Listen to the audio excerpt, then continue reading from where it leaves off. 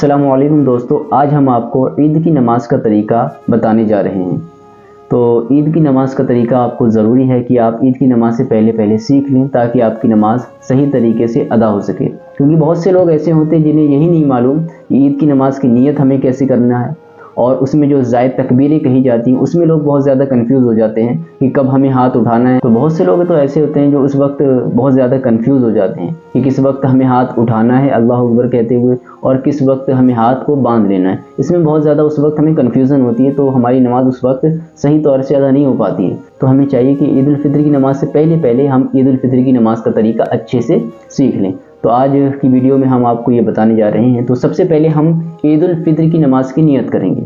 अब नियत कैसे करेंगे?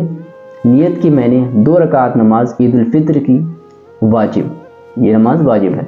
नियत की मैंने 2 रकात नमाज ईद उल फित्र की वाजिब ज़ायद 6 तकबीरों के साथ वास्ते अल्लाह ताला के मुंह मेरा काबा शरीफ की तरफ, ये होगी हमारी नियत। उसके बाद में हम पहली तकबीर कहेंगे जो तकबीर तहरीमा होगी।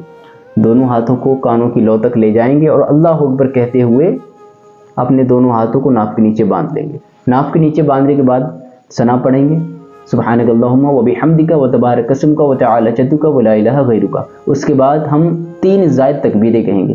पहली तकबीर कहेंगे, दोनों हाथों को कानों तक उठाएंगे और अल्लाह अकबर कहते हुए हाथों को छोड़ देंगे। इसी तरीके से दूसरी तकबीर कहेंगे, हाथों को कानों तक उठाएंगे और छोड़ देंगे।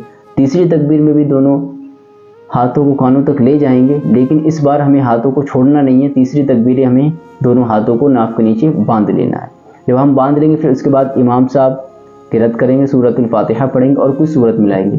जब इमाम साहब किरत कर लेंगे फिर रुकू करेंगे, रुकू करने के बाद सजदे करेंगे और सजदे से फारिग होने के बाद जब दूसरी रकात के लिए खड़े होंगे तब सबसे पहले इमाम साहब किरत करेंगे, यानी सूरतुल फातिहा पढ़ेंगे, फिर कोई सूरत मिलाएंगे। उसके बाद रुकू में जाने से पहले हमें 3 ज़ायद तकबीरें कहनी हैं। यानी पहली रकात में हमने किरत से पहले तकबीरें कही थी, जो ज़ायद तकबीरें थी, लेकिन दूसरी रकात में किरत के बाद हमें 3 ज़ायद तकबीरें कहनी है। और वो कैसे कहेंगे? तो पहली तकबीर हम कहेंगे अल्लाह अकबर कहते हुए दोनों हाथों को कानों तक ले जाना है और फिर दोनों हाथों को छोड़ देना है। इसी तरीके से दूसरी तकबीर कहेंगे, दोनों हाथों को कानों तक ले जाना है अल्लाह अकबर कहते हुए, फिर दोनों हाथों को छोड़ देना है। फिर तीसरी तकबीर कहेंगे, दोनों हाथों को कानों तक ले जाना है और अल्लाह अकबर कहते हुए दोनों हाथों को छोड़ देना। जब ये 3 तकबीर हो जाएंगे उसके बाद हम चौथी तकबीर कहेंगे। जब हम चौथी तकबीर कहेंगे तब हम रुकू के अंदर चले जाएंगे, फिर रुकू करेंगे और उसके बाद सजदे करेंगे। सजदे करने के बाद कायदे में बैठेंगे, तशहुद पढ़ेंगे और तशहुद पढ़ने के बाद दुआ इब्राहिम वगैरह पढ़ के सलाम फेर देंगे। ये आपकी नमाज हो गई। इसके बाद खुतबा होगा और फिर दुआ होगी। ये आपकी ईद की नमाज मुकम्मल हो गई।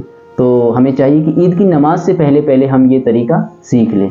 तो मैं आपसे ये तो नहीं कहता कि आप मेरी वीडियो को लाइक कीजिए या कमेंट्स वगैरह कीजिए, इसे आप अपने दोस्तों अहबाब तक शेयर ज़रूर कर दीजिए, क्योंकि आपके ज़रिए से वो भी ईद की नमाज़ का तरीका सीख सकेंगे ताकि उनकी नमाज़ भी सही तरीके से अदा हो सके, जिसका सवाब भी आपको ही मिलेगा। अस्सलामु अलैकुम व रहमतुल्लाह।